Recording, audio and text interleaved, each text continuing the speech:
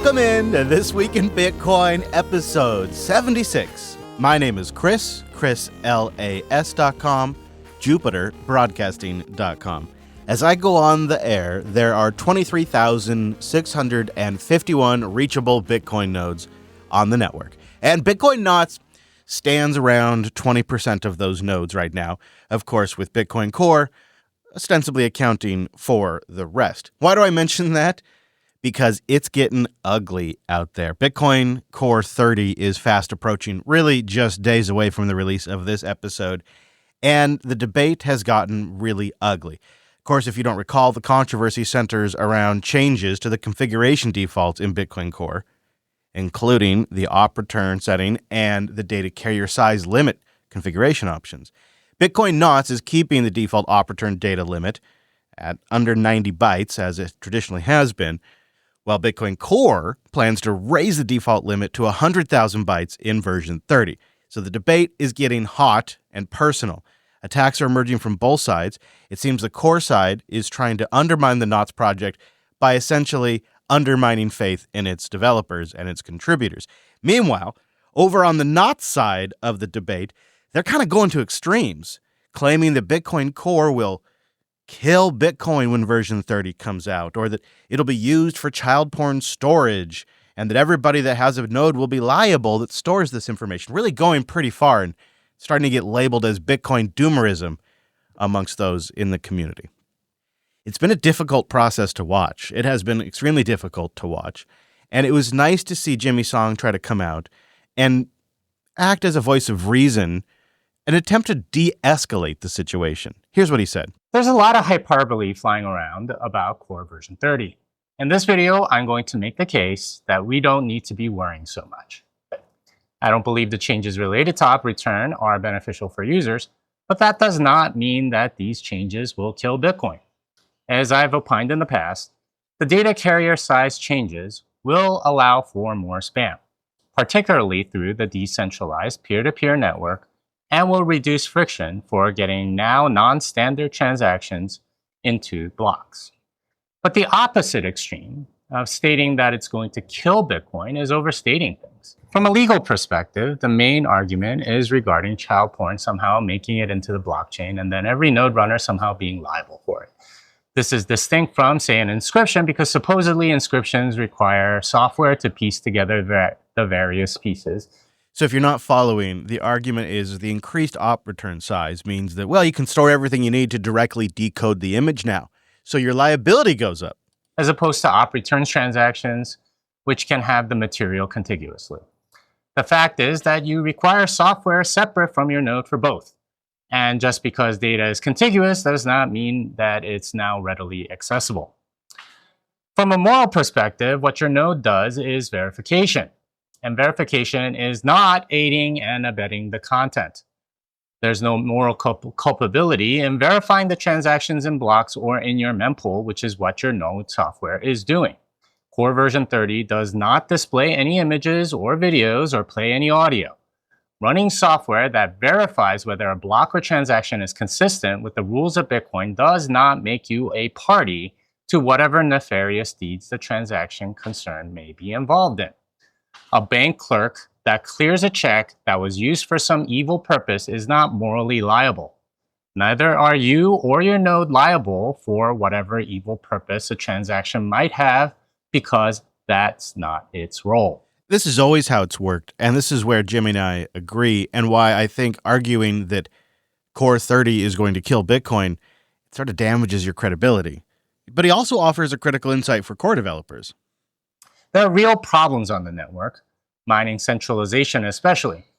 But overstating the case about the drawbacks of the data carrier size debate only discredits the real concerns, like the lack of technical justification for increasing to 100,000 bytes and not 160.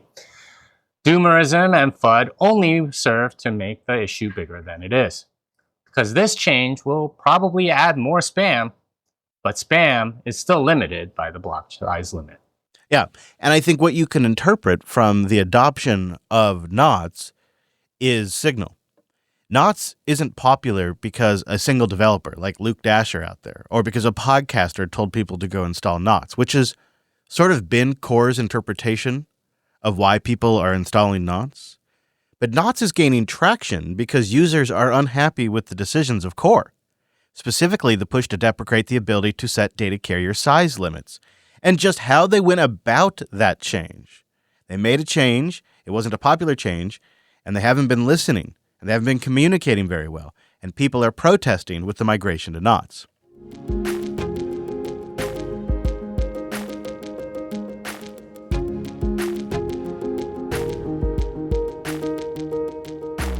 However, a potential shift may be on the horizon, known as PR 33453.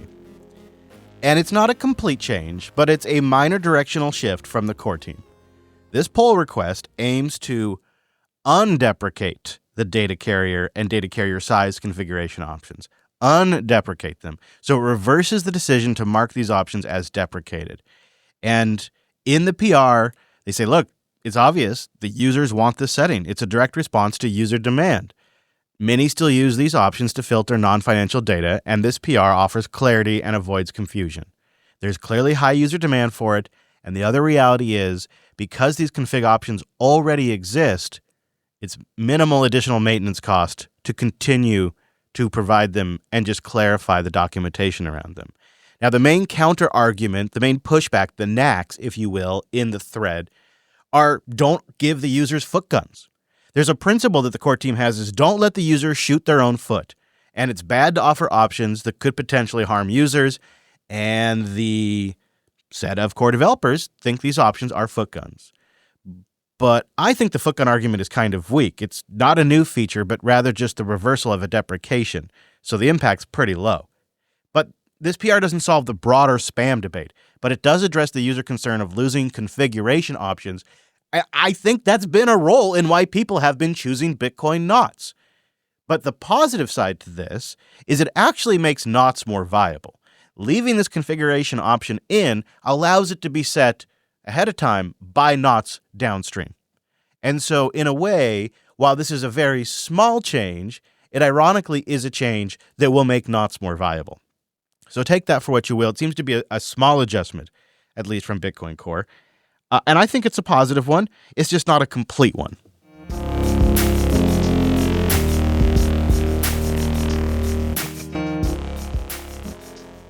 You might recall, it just doesn't seem like that long ago that Michael Saylor got in a lot of hot water. He was asked a question about funding Bitcoin Core. And the context of this was, I think Bitwise, the Bitwise ETF, or it might have been another ETF. Perhaps it was a different ETF, might have been BlackRock. But one of the ETFs re-announced or announced that they were going to be contributing some of their profits to fund Bitcoin development. And some of that was going to be going to Bitcoin Core. And this was probably about a year ago or so. I don't remember. You might. Saylor was asked, what do you think about this? Is MicroStrategy going to kick some money to Bitcoin development to help fund Bitcoin development? And Saylor at the time said he wasn't sure if that was a very good idea. And he got a lot of heat for that statement. In fact, I think it actually changed the way some people view Michael Saylor after he said those things. And what is interesting is I kind of view those comments in a different light after this debate around Bitcoin Core. And this week, an audience member at Saylor's Bitcoin Treasury's New York conference was, well, I guess it's an unconference technically. It was an unconference. And there was a Q&A section where they could ask Michael questions. And somebody brought up the op return debate and asked for his position on it. And so I think protocol proposals, however well-intentioned, can go horribly wrong. And I think that the late debate, that this debate we see right now over op return limits, this is actually a second order or maybe even a third order change. It's not it's not changing the amount of Bitcoin, which of course is an atomic zero order change. It's not changing the block size, which is a first order change. It's somewhere in the second and a half to third order. But the reaction of the community, which is, to reject it, an inflammatory reaction, I thought was a healthy response. It's healthy to be skeptical of a third order change to the protocol, right? Because it might become a second order change, and and if it's a first order change, it puts everything at risk. And the biggest danger is a very talented, well-funded, well-intentioned developer trying to do something good. That's the danger. right? And that is fundamentally the issue, which is a very competent, well-funded, well-intentioned developer that wants to upgrade the protocol. That is the risk. The risk is, I've said this tongue-in-cheek before in my long business career, I don't regret my bad ideas because no one's stupid enough to pursue their bad ideas. I regret all of the good ideas that I pursued to the detriment of my great idea. Like, it's the good ideas that actually dilute the product, dilute the brand, dilute the network, and destroy the company. The good ideas will destroy the company. The good idea for Bitcoin will destroy Bitcoin. If I wanted to destroy Bitcoin, I would just fund infinite developers who are very talented and tell them to make it better. All right, so boost in. Was Saylor right about ossification? And does his answer sit differently with you right now, given all of this drama that we have just seen around Bitcoin Core and spam? Was he right all along, and do you feel differently about his answer now and about ossification? Boost in and let me know.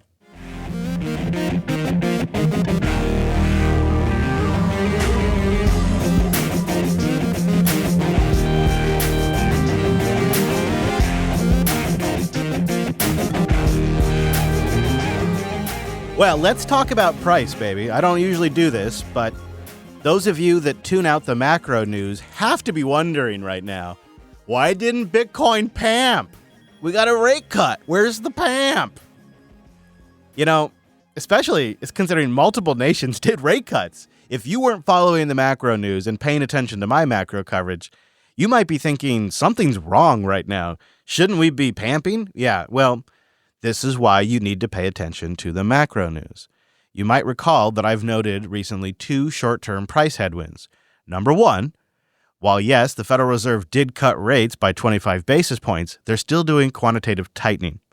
So it's 1 foot on the gas, 1 foot on the brake right now from the Fed.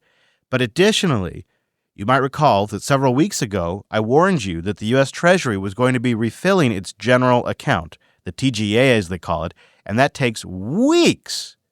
It takes weeks because they announced they would be sucking over $1 trillion out of the market into the TGA. And then on top of that, Bitcoin has been seeing just a ton of profit taking in the last few weeks.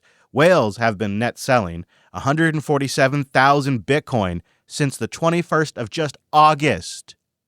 In fact, that makes whale total balances on the fastest decline and at a monthly rate in any cycle recently. August was a barn burner for whales.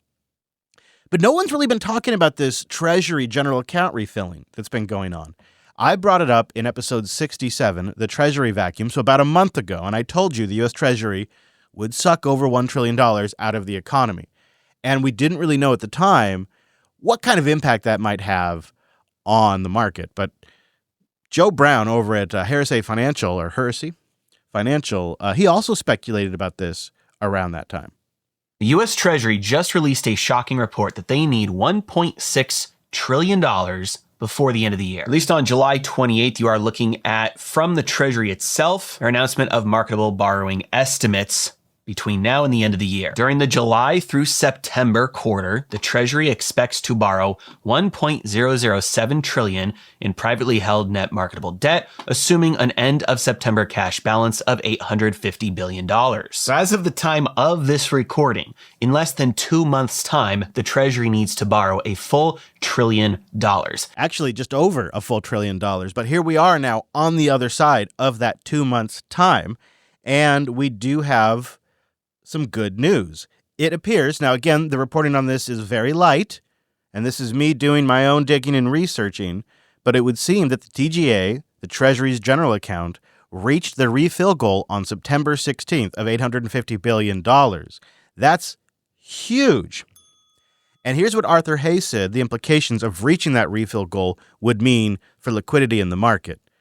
He says, at that point, the excess cash that was sequestered in the TGA is expected to start flowing back into private markets, increasing liquidity. This would likely provide a flood of liquidity into financial markets, potentially boosting asset prices and easing credit conditions. This is one of the things we needed to have wrap up, was this TGA refill, because this was a vacuum of mandated purchasing. When the Treasury comes a knockin', there's certain banking entities, I guess. I don't know what to call them. They have to do some buying. Right? That's where their money's going. They have to do some buying. And then on top of all of this, you have the will they not rate cut anticipation that's been happening. We got kind of a weak rate cut where they're doing gas and brakes at the same time. And we do have a shaky will we or will we not have a recession narrative out there right now. But I think as this TGA wraps up, and the rate cuts and the idea of continued rate cuts begins to set in, I think Bitcoin's going to actually recover pretty well. It's had a bad few weeks, but I'm feeling pretty good. At least, as long as nothing surprising comes along. I think things will probably start turning around now and then eventually heat up and going into probably Christmas, be cooking right along.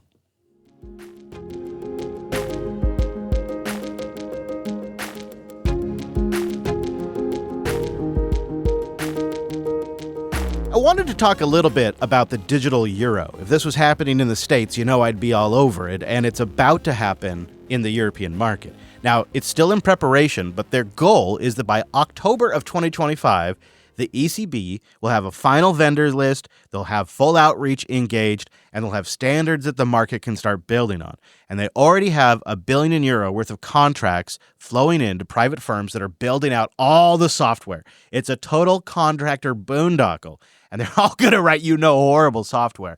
And Christine Lagarde, that's the ECB president, she insists you're going to love it. You are going to love digital cash. Easy to use, super good privacy, very convenient. Did I mention easy to use? In fact, that's really all she can come up with.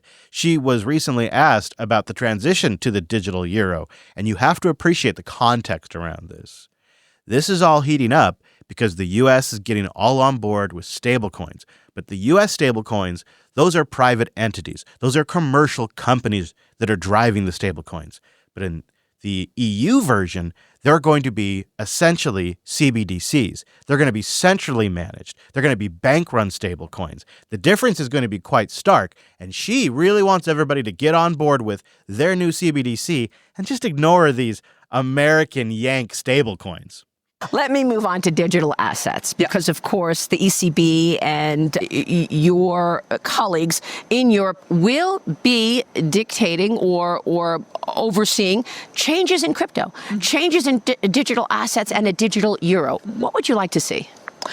I'd like to say that we started that process a few years back. We are moving on very practically, because we are now really at the sort of pre-pilot stage, experimenting with different types of technologies, and we should be ready to launch in about 18 months. That's very exciting. How will this change people's lives? It's people who have dictated that change, because in many, many countries now in the European Union, you see that customers, clients, citizens, whatever their age, they are prepared now to use digital currencies. Does that ring true at all to you? Especially when she implies that, older folks are prepared to use digital currency. They're doing it because the people want a CBDC. You see, the people are so hyped about digital in general that Christine has been able to suss out that means they're also very excited about digital currency. While none of them have told her that, they love their iPhones. And because they love their iPhones, they're probably going to love a digital euro. It just makes sense, old or young. It's people who have dictated that change, because in many, many countries now in the European Union, you see that customers, clients, citizens, whatever their age, they are prepared now to use digital currencies. So the digital euro for me is like digital cash. Instead of getting banknotes from the ATM machine, they'll be able to use cash, but in a digital form, whether they use it with their phone or other devices. But that's exactly the equivalent of cash, but in a digital form. And it's to help them, pay in the way they want and transact in the way they want. It's more opportunities for them. She almost said the quiet part out loud when she said instead of getting it from the ATM, they'll get it it'll be digital form. she should have said, instead of getting it from the ATM, they'll now get it issued directly from the central bank, which will have a monopoly on the money issuance. And we're cutting out the middleman. Now, obviously, when we talk about these kinds of things, that's where my mind goes. The central bank becomes a tech monopoly. They do the procurement. They do the vendor capture. They also become a central point of failure. And the cash-like promise seems to ring hollow because they're constantly restricting the use of encrypted apps and the use of money-sending apps that support privacy. And they constantly are capping and lowering the cap for cash usage. So cash-like promises, I'm not really buying. And the privacy assurances, by whose standard? That sounds like PR speak. The data is going to have to flow through a commercial bank or the central bank ultimately, and all of that's going to be subject to state surveillance. What Christine says is you don't need to worry about privacy, not because it's secure. I mean this. You don't need to. It's privacy's all. Their message is privacy's all taken care of. You don't need to worry about privacy, not because it's secure, not because they're not going to peek, but because you already lost your privacy years ago. They already have all the data they need. What do you want to say to critics who say a digital euro risks surveillance? It risks becoming a tool of financial surveillance and central control. Not true. Why not? Because we are looking at a technology that will actually protect the privacy. And I think that in peer-to-peer payment, this is already a given.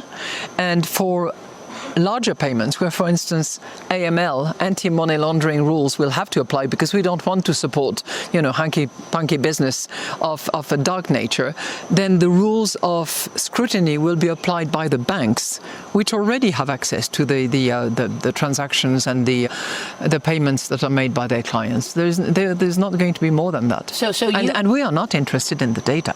I mean, the private sector is interested in data, the banks are interested in data, and they can monetize that. But we have no interest, and we couldn't do it. It's not in our business. So you can reassure people that a central bank digital euro will not undermine people's freedoms. Correct. It will give them additional freedom, actually. Now. All right. Okay. If you're in the area where this will touch, Europe, and you're listening to this, I'd love to know how you feel about this. My read is I'm very suspicious, and I don't, her talk of privacy rings very hollow to me. But if you have any insights from the ground that you can share with me, please boost in. Let me know how you feel about this. Because when I hear it, it sounds very slimy.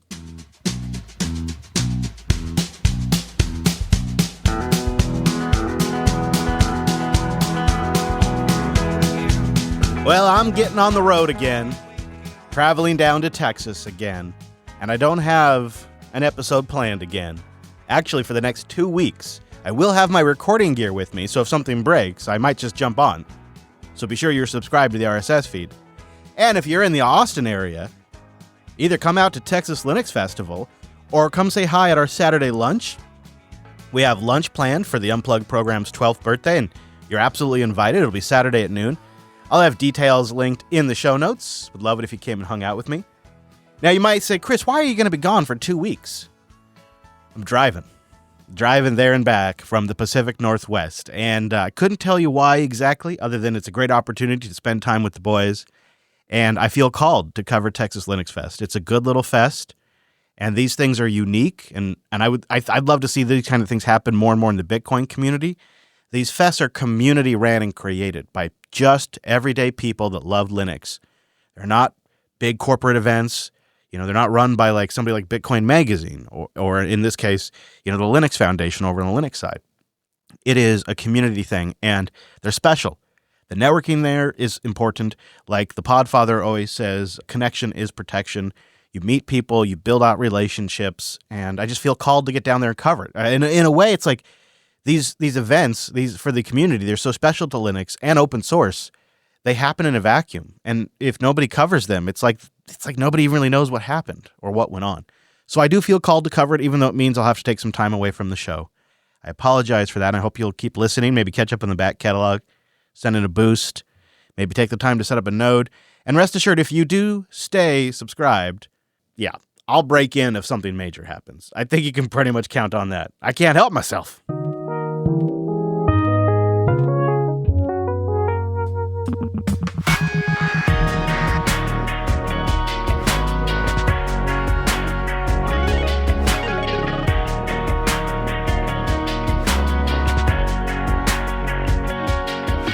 Well, don't go anywhere. I got some great boosts, some updates you need to know, and a final clip of the week. But first, I just want to mention, you can support the show by doing what you already do. You want to stack some sats on River in the States? I got a link in the show notes where you can support the show by stacking sats.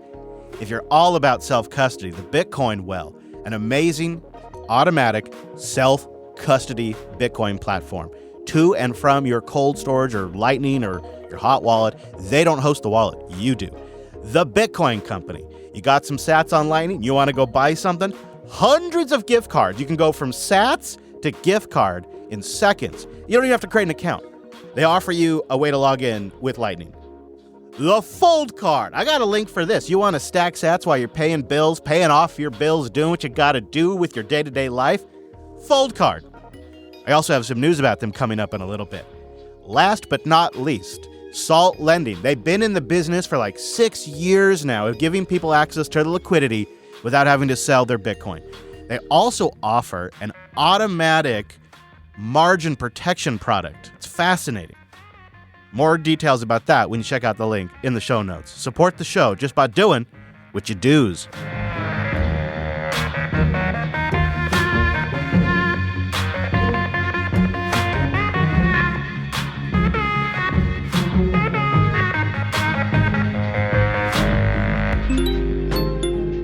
Boostagram.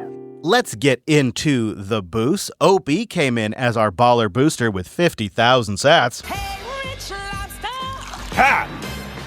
Yeah, JB. Fun will now commence. OB. JB OB. Actually, I kid around because I think this might have been meant for Linux Unplugged because the boost is happy birthday, which I say thank you. But this month, I think Twib is 1.4 years old, and my birthday is not this month. But Lups was just around, so I'm going to take that, though, and I'll put that towards the trip to Texas. I am financing a significant portion of the trip using sats. I'm not selling the sats. I am still using them to fund the trip. If you'd like to know more, well, boost in and ask, and I'll tell you more. That's my little tease. So thank you. Recent sats, basically that I've made, are going to go towards helping make this trip possible, and I appreciate that. Bitcoin Lizard's here with 50,000 sats. Bitcoin Lizard's back. I don't like the spam, but there's the way things ought to be and the way things are. Transactions with op return larger than 83 bytes can be rejected and mined today, can be relayed and mined today without Bitcoin Core 30. Sort of a consensus change. The solution to stop the spam transactions is for them to be priced out of the block space market by financial transactions. Filtering the relayer to stop the spam is futile. I agree. I agree because of your main point there. It's already happening today. It's happening right now. And I also think this debate matters a lot more because the fees have been low for a while. You know, if we had been in an environment where the fees were very high, uncomfortably high, like they were for a little bit a couple of years ago, I don't know if we would have had nearly this debate because it had been obvious that the market would just work this out. But because we have been in a low fee environment for so long, I think these kinds of debates and fights just have a little bit more venom behind them. Thank you, Bitcoin Lizard. Wise.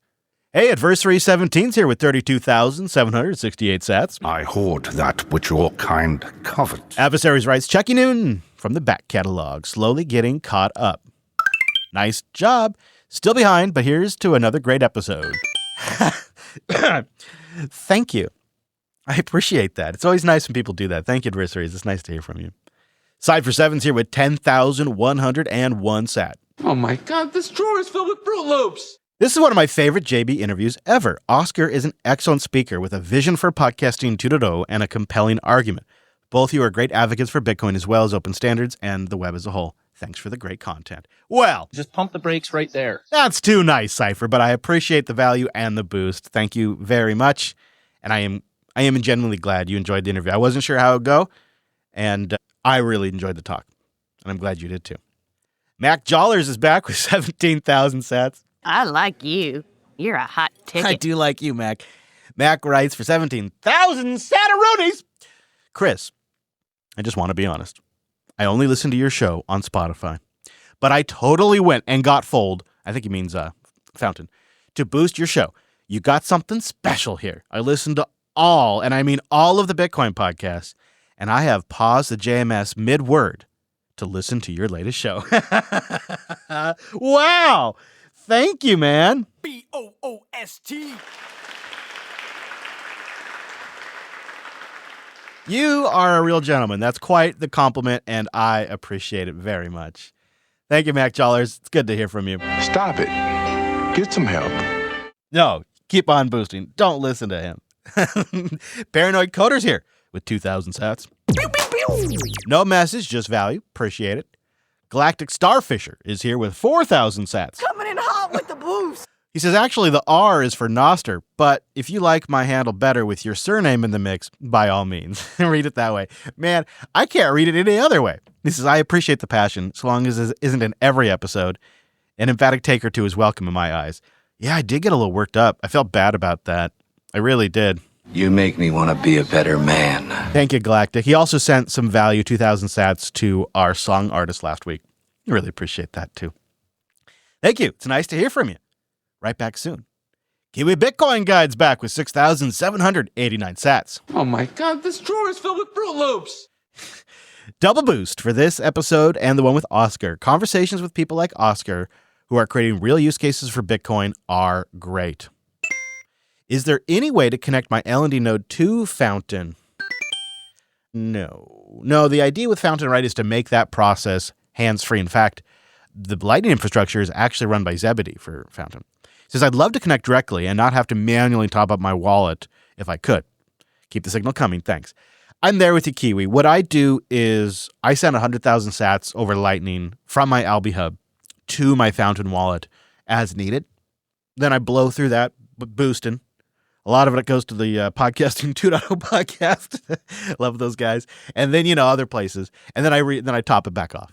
And I do wish I could just, link it to my Alby Hub maybe one day, but it's not in the cards right now just because of the way the infrastructure is done. It's really optimized to make it as simple as possible for people. But I love that you're asking that. And there are great apps out there that you can connect to your own node. I should mention that. Castomatic is fantastic on iOS. Podverse is cross-platform on the web too. And I'm pretty sure TrueFans lets you connect to your own Alby Hub as well. Not positive on that, but it could be worth checking into. Thank you, Kiwi. Nice to hear from you. Mix is here with a row of ducks. That's 2,222 sats. No message, just the value, and I always appreciate that. Producer Jeff's here with 6,666 sats. Tough little ship. Little. He says, great chat. I personally don't want any social junk in my podcast player, but I do see the appeal. It's also very cool to see the direction of Fountain and how they are really solving problems. I love the passion and the enthusiasm, and I'll continue to happily use it for boosting, but my ears live on AntennaPod. I do hear a lot of good about AntennaPod. I think it's a good app. My main pushback with AntennaPod is they're killing podcasting. I mean, I say that kind of jokingly, but we are in a life and death struggle against YouTube and Spotify, mostly YouTube. And YouTube is aggressively pushing forward, and they already have super chats, which are boosts. They have live streams. They support video. They have a discovery mechanism. They support comments, and they're introducing other things that automate and, introduce AI to advertising workflow that some content creators are going to like. And podcasting needs live streams. Podcasting needs cross-app comments. Podcasting needs alternatives like super chats that are open and cross-platform and cross-player. And everything that AntennaPod sits on is an area where YouTube continues to kick our ass. And so while I love AntennaPod and I love apps like Pocket Casts and Overcast, which I think are some of the best out there, they're actually killing the very market that they make an app for, in part because they've had 20 years where they could just sort of sit back and do nothing but parse an XML file and then download an HTTP enclosure and then play that using likely native libraries on the platform in most cases. I'm not trying to underplay it, but it was a solved problem. And now it's a much bigger scope. But if we're ever going to be competitive with Spotify or YouTube, we have to get this going. And AntennaPod, as an open source player, it's incumbent upon them to also adopt the other open source standards that can keep podcasting viable. And it literally is a life or death struggle. I don't think most people see it because they're not living and dying on the bleeding edge of this industry like some of us are, right? Some of us are out here taking the arrows every single day.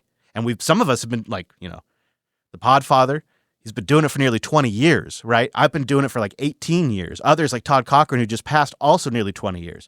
People have been out there taking these arrows, and we have a sense for this kind of stuff because our very survival is dependent on it. And if you don't stay in a game like this for nearly 20 years without developing a sense of this kind of stuff, you get a survival sense, a business sense. And I can tell you, AntennaPod and others unintentionally, like Pocket Casts, like Marco Arment with Overcast, are hurting podcasting.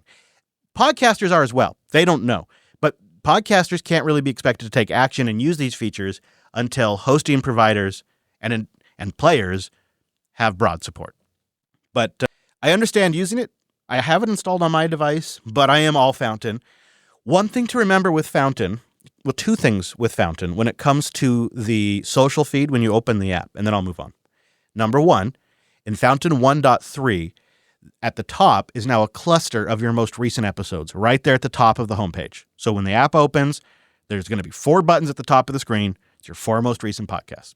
So you can get right to the action if you want. If you're willing to support Fountain's development and become a member, there's 2 perks that I think are really great. Well, 3 maybe. Number 1, you can skip the social feed and go right to your library. It's a weird thing to put behind a paywall considering how many people bounce off of Fountain for this one thing alone. I don't know. Maybe they're not getting the data. Maybe I should talk to them about this. But it's the number one thing I get. I tried Fountain. I don't like the social feed. Well, guess what? If you're a member, you can just turn that off and go right to the library, even though the social feed's getting better and better. It's one of the things they're actively working on. But there's that. The other thing you get with membership, besides supporting the application development, is you get no fees or lower fees on your boosts and your support and stuff like that. And then also, I don't know if you get this on the free accounts because I've been a member forever, I get lightning fast transcription and I don't have to pay anything for it. So if I go to a podcast and they're too lazy and they're too ignorant to have a transcription, I can hit a button and get a transcription. So that's nice. And I get that as part of my membership. So I think those are all reasons to consider Fountain, a Fountain membership, but I understand AntennaPod's great too. Jeff also sent in some Mick ducks over there. This old duck still got it. He's laughing at my quote-unquote vacation. He says, what do you call it when you work while on vacation? What do you call it when you're working while on vacation? The answer? Self-employed. Ah, Jeff! Fun will now commence. You're right, though. You're right about that.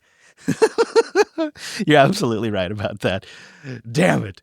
Bobby Pink comes in with 5,000 sats. They're real and they're spectacular. I have a goal of getting to 1 Bitcoin. I have a DCA set up and a hardware wallet. But as I look more into price targets that people set, I feel like I need to stack faster than I normally can via DCA. I feel like I'm going crazy trying to find ways that I can stack faster with mining, loans, treasury companies, etc. As someone who's been in Bitcoin for a long time, do you think I'm focusing too much on an arbitrary goal? And should I stay humble and stack sats when I can? I'm 29 for context. Bobby Pin, I can tell there's wisdom in there. You already know what the answer is when you wrote that. But I want to tell you what I have learned over years of being in Bitcoin. There are always dips. And there have been many times when I thought, I'm priced out. I'm priced out. I'm priced out. And then Bitcoin dips and I jump in. Or what also happens, you adjust. I have to admit, when Bitcoin got down to $112 yesterday, I bought $100 worth because it seems like a deal now at 112,000. It seems like a deal now. So we adjust a bit, so there's that.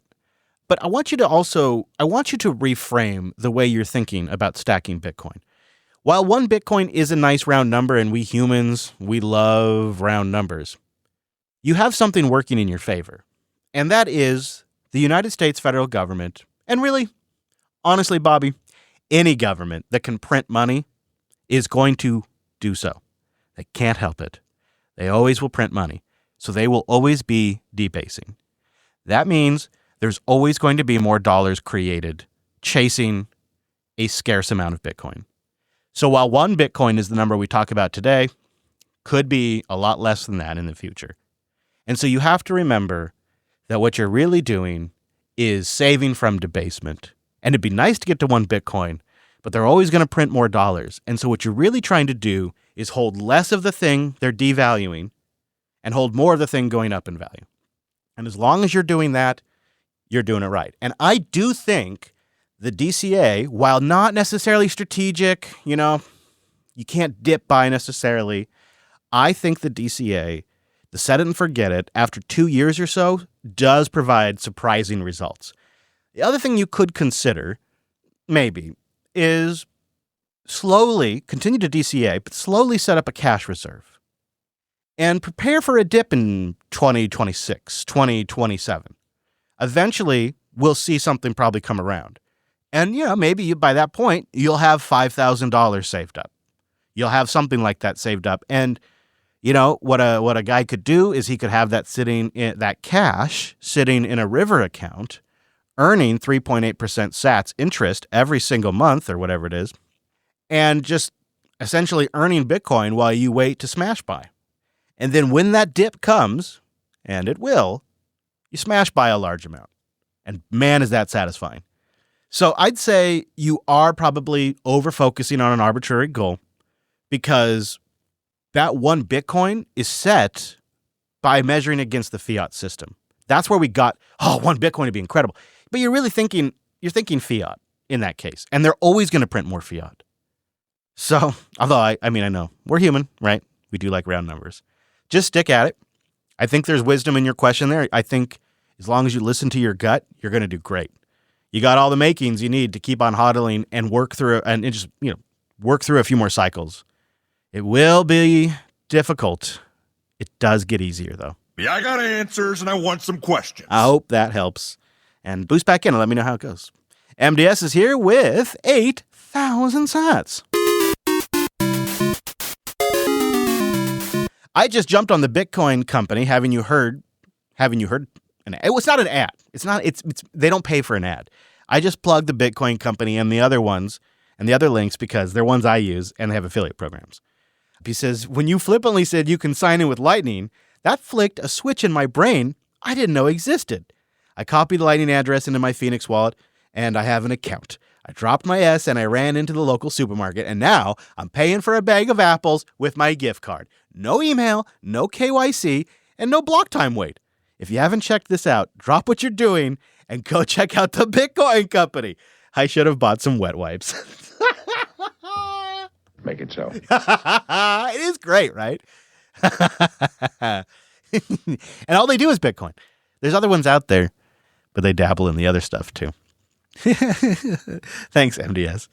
I like that. Thank you, everybody who boosted and got a few below the 2,000 sat cutoff line as well.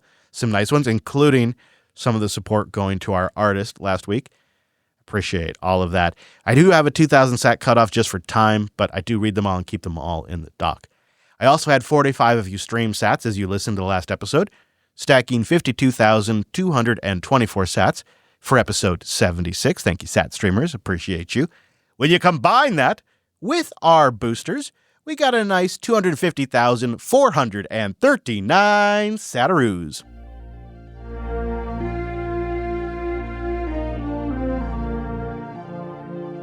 Fountain FM makes it really easy to boost the show because they host the Lightning infrastructure, but you can get Alby Hub, plug it into a podcast app or the podcast index, and boost away.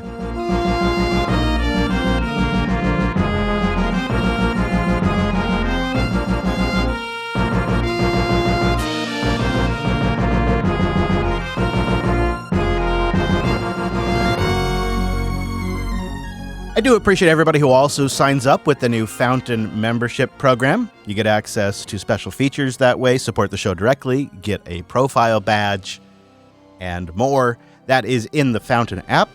And of course, you can also become a Jupiter Party member at jupiter.party, support all the shows on the network. And don't forget that meetup's coming up. All right, now we have more stories to get into, so back to the show we go.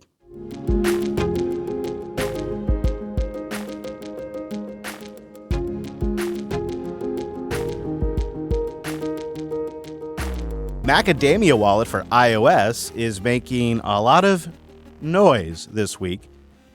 It's pretty cool, pretty slick, and it's the first native iOS wallet for the Cashew eCash protocol. And Macadamia is a native iOS wallet designed for Cashew. It's an open source eCash wallet. And the thing that seems to be getting a lot of excitement, besides the fact that it's got a great UI, is you can send ostensibly sats using iMessage. So that's, to me, for the iOS user base, a huge breakthrough is being able to send each other sats using iMessage, using Macadamia. Massive. And I do have to wonder, after watching some of the demonstrations, if the eCash protocol might have been or could be a way to go for boosts and even zaps. It's really, really impressive. It preserves user privacy. It can take advantage of the Liquid network and interface with Lightning. There's a lot there. If you want to see the app, and it's a good one, go to macadamia.cash, pretty cool domain, .cash, and you get more information there. Really looking good. I installed it on my phone, and of course, one of the first things you have to do is back up your seed phrase. I wasn't in a good spot to do that, so I couldn't push it any further. But if anybody out there has some eCash experience, let me know how it's going. It seems like Cashew enables some really great stuff, and they're building it right into a easy-to-use app with Macadamia. And I'm really excited to watch this, and it's an area I hope to explore further on the show in the future. This was an interesting moment. A Solana co-founder, and I guess they have a couple of them, schooled the All In podcast crew, which was notable. So they have their All In Summit. This just happened last week. One of the co-founders of Solana was up on stage doing a Q&A. And Jason Calacanis used this as an opportunity to flaunt how little he understands Bitcoin, despite constantly claiming otherwise. And I was actually very surprised, impressed, as you might say, with Solana's Anatoly. Geez, I don't know. I'm stumbling all over my words. I'm going to say it's Anatoly. It's Anatoly. I'm not a big Solana guy, so I don't follow all of their co-founders who run the coin. But I was pleasantly surprised with how well he seems to understand Bitcoin and how easily he was able to school Jason Calacanis. Bitcoin has turned out to be surprisingly resilient, but now we're starting to see certain players corner the market on large percentages of it, and that was never supposed to happen. So if something like MicroStrategy owns 6%, I don't know. I guess maybe Jason is aware of some rules of Bitcoin that I'm not. Where does it say one entity can't own 6% of the supply? In fact, where does it even say that's a bad thing? I would think it seems like a natural part of price discovery for a new asset where an early entrance to the market soaks up quite a bit, retains that for a long time, and then through the natural process of the business cycle, inevitably distributes those coins back to the market over a period of time. But has a very valuable role in keeping the asset very scarce and demonstrating demand early on. That's how I interpret what MicroStrategy is doing, or strategy. But Jason interprets it as some kind of gaining control of the network simply by holding coins. Market on large percentages of it, and that was never supposed to happen. So if something like MicroStrategy owns 6%, that's actually maybe 50% more than that because there's so many dead coins out there. Does that worry you, the centralization of Bitcoin, and does that mean there's an opportunity to start the game anew? I don't know where this meme of by somebody holding a lot of Bitcoin, it centralizes the network. It centralizes some of the coins. Somebody has a lot of UTXOs. I don't know, it doesn't centralize governance. It doesn't centralize code development. It doesn't centralize network consensus. It doesn't centralize mining. It doesn't centralize the nodes. It's just somebody has a large bag. And yet, over and over, these mid-take wits constantly correlated to control of the network because they're thinking like fiat. They're thinking like Ethereum. They're thinking proof of stake, where large bag holders do have governance over the network. Does that worry you, the centralization of Bitcoin, and does that mean there's an opportunity to start the game anew? I think Bitcoin is resilient to these entities collapsing. Now, it's not going to be without painful risk that in terms of people that own Bitcoin, but the thing is, it'll survive that. And all the properties of Bitcoin that people value will remain through that transition.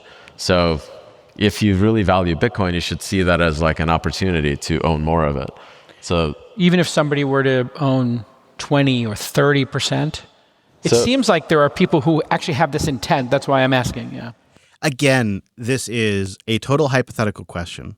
Could you imagine the money somebody would have to spend to own 20% of the Bitcoin network? Look at the ETFs. Look at how hard they've been cranking, sucking in hundreds of millions of dollars when you average it out on the daily. And, you know, they're having a hard time catching up to 6%. And they're sucking in hundreds of millions of dollars on the daily. So could you imagine the money you would have to spend to get to 20% ownership of the remaining Bitcoin? I don't even know if you could. I don't even know if you could do that. And while you were doing it, the price would be running away from you. So you'd be constantly buying at a higher and higher price all of the time because the scarcity effect would be going absolutely nuts. I cannot understand where this mindset even comes from. And this guy claims that his wife bought a bunch of Bitcoin for him a few years ago, and he's a big holder, or his wife is at least. If you were to own 20 or 30%, it seems like there are people who actually have this intent. That's why I'm asking. Yeah. I think as long as it's an open global competition to acquire Bitcoin and anyone can participate in that, and we don't end up in some kind of regulated nightmare, you know, like you can't acquire gold or something like in the 70s, I think Bitcoin would survive those kinds of shocks. Is Bitcoin valuable enough now where it makes sense for, I guess North Korea does this, but I was just going to generalize and say like state-sponsored ways of either trying to penetrate it, hack it, take individual accounts? Like, it just seems like there's an emergent trend here of this. Its beauty is that it's the simplest protocol you can build. Because it is focused on just settlement, it's very easy to understand from an engineering point of view. And proof of work is kind of it is a brilliant... It's a masterpiece. Yeah, it's a masterpiece in terms of like elegance and simplicity. And it's very robust to, I think, all sorts of attacks. Now, that doesn't mean that, you know, you can't have an attack that could cause, you know, rollback that's unexpected. But I think it's extremely hard to pull off, very unlikely, and the internet is so super connected that it can automatically kind of respond and take action. I actually meant more just like, you know, states targeting accounts that have large Bitcoin holdings and trying to figure out who owns them and then just basically getting them to give them the coins. Yeah, those kind of state-sponsored wrench attacks. I think what like we should do, living in the West, is really have strong opinions about property rights and how important they are and how foundational they are to wealth creation in the West, in America. I completely agree with this. And this is our best defense. I completely agree with this. And be hyper transparent who owns the coins. What? Because then it's like you can't take away something that everybody knows you own. What? I mean, I was on board, and then Chamath says, so the Solana co-founder says we got to have really good property right laws. That's, I mean, all of it, very sensible take. These guys have some mid-wit questions, and he's coming in with these really sensible takes. But then here at the end, Chamath argues that the solution is for everyone to declare how much Bitcoin they have and be transparent about it. Listen to this. I completely agree with this. And this is our best defense. I completely agree with this. And be hyper transparent who owns the coins. Because then it's like you can't take away something that everybody knows you own. But when you try to hide your ownership of it, more likely it's easier for somebody to take it away. I think privacy is a right, so it's somebody's right to be able to do that. But I think our best bet in, you know, wealth creation is actually defending these rights and defending the right of somebody to own Bitcoin if they want to. Yeah, the transparency thing is so weird. What we should do to protect your Bitcoin is have everyone KYC and then go put their Bitcoin on a company that reports to the IRS, hide nothing. I guess. I mean, it was just a weird thing to inject in there. But JCal, he's still got questions. He doesn't understand why nobody's hacked this. And it's so funny, right? Because they're asking these questions during this period of time when Bitcoin was hovering around a zettahash of compute power and hit about 7 days on average of a zettahash of compute power, protecting the Bitcoin network. A zettahash of power verifying the Bitcoin network constantly. And JCal asks why it hasn't been hacked yet. Extraordinary that it hasn't been hacked with so much at stake. Maybe you could speak to it as just an architect yourself and The reason it hasn't been hacked is because it's so simple. And, as an engineer, you always strive for simplicity to achieve a certain outcome. You can't always achieve that. Solana is much more complicated because the outcome we're striving is hyper performance, and it's just hard. So Solana is much more complicated as a result of that. But Bitcoin is designed for a very simple settlement layer that is, I think, the coolest piece of software written in the last 20 years is, I would say, the Bitcoin Nakamoto implementation. I thought it was interesting to hear a Solana co-founder acknowledge the simplicity is one of its strengths and that the complexity was one of their weaknesses. Now, we have some new details on the Fold credit card. I know this isn't totally interesting to everybody, but Fold, yes, the one I talk about all the time in the How You Can Help the Show section, has announced a few more details on their Bitcoin Rewards credit card this week. Fold has announced they're teaming up with Stripe. They're issuing the issuing infrastructure. They're teaming up with Visa, obviously, for the global transaction network.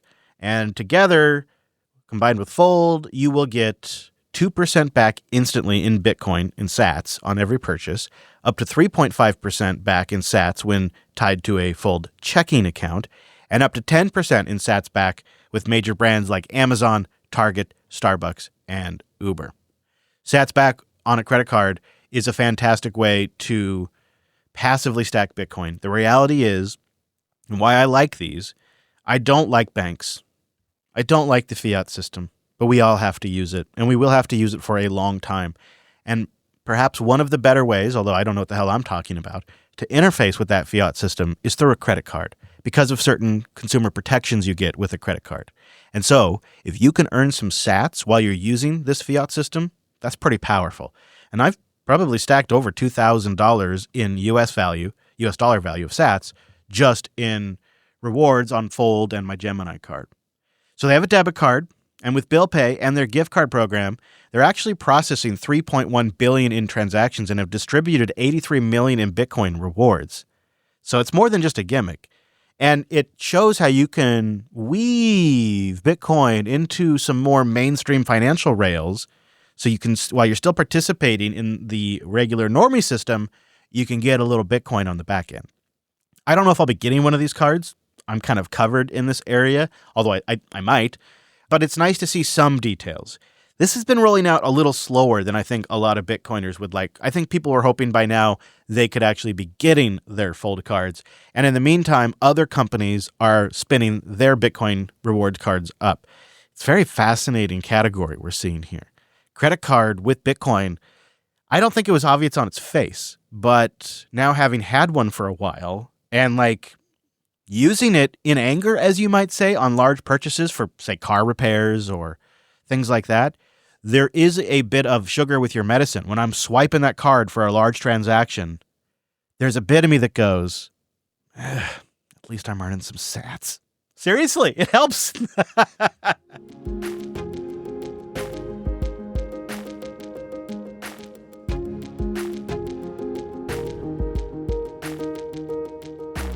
And that brings us to the final clip of the week.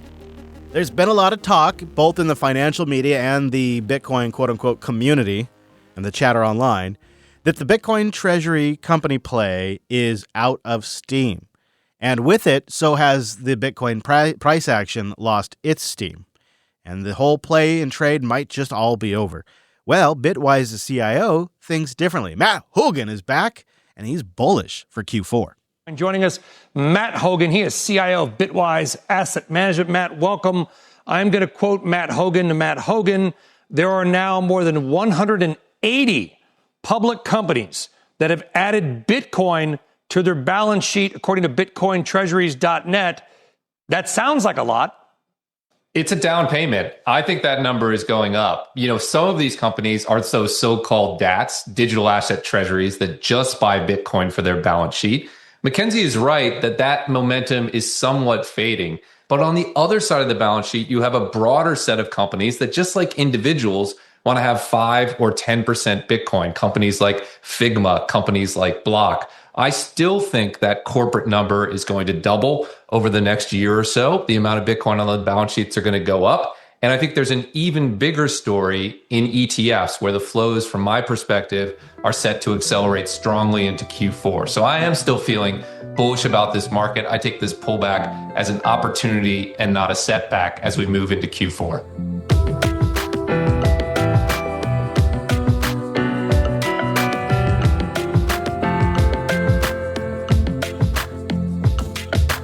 Let's check in on the state of the network before I get out of here. Wrapping up at block height 916,235. Bitcoin's US dollar price right now, one Bitcoin clocking in 113,620. We're ticking back up again. That puts the US sats per dollar at 880 sats to $1. We're only down 8.7% from our all-time high. You'd think with the way Bitcoin communities are talking online, we're in a bear market. 8.7%, all-time high, was 41 days ago. It's been a long 41 days for those folks. That was $124,460. That was set August 13th, 2025. I will note, just before the Treasury began refilling the general account. Just putting that out there. Who told you about that? Your boy Chris did. Retarget date for the Bitcoin difficulty is October. October 1st. And the estimated difficulty change will be an upward adjustment of 7.5%. Since I started the show, a couple of more nodes have come online, it looks like. The reachable Bitcoin nodes now clocking in at 24,530. Knots coming in at 10.4% and 8.5% for the two version, roughly around 20%, with Core holding the remainder. Overall, it's unbelievable how powerful the Bitcoin network is. It continues to grow. Nodes are being added in real time. Miners are being added in real time. And users are joining the network. The Bitcoin network is quite strong.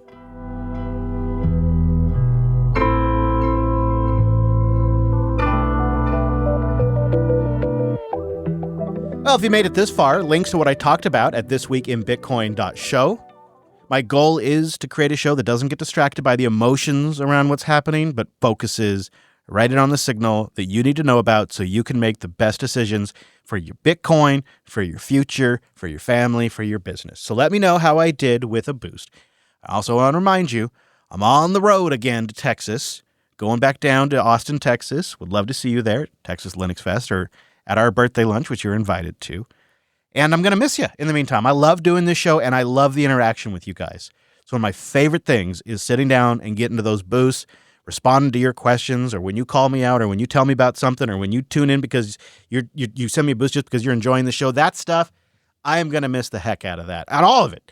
I may not even be able to stay away. So just stay subscribed to that RSS feed.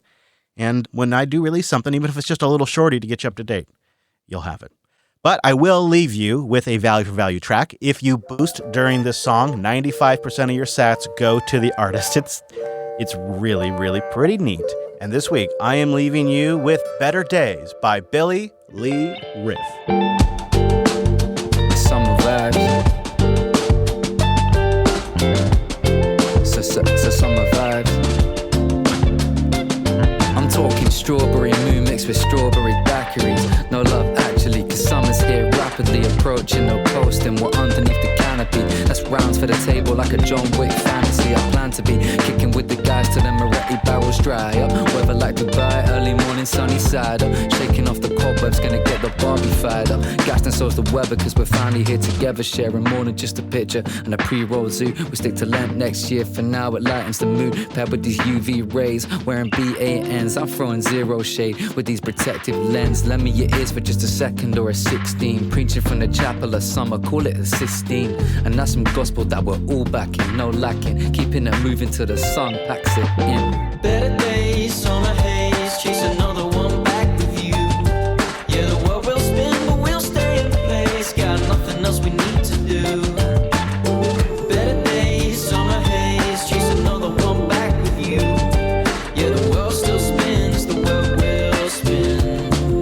Taking it easy, taking our time, wasting the daylight, watch it turn into night.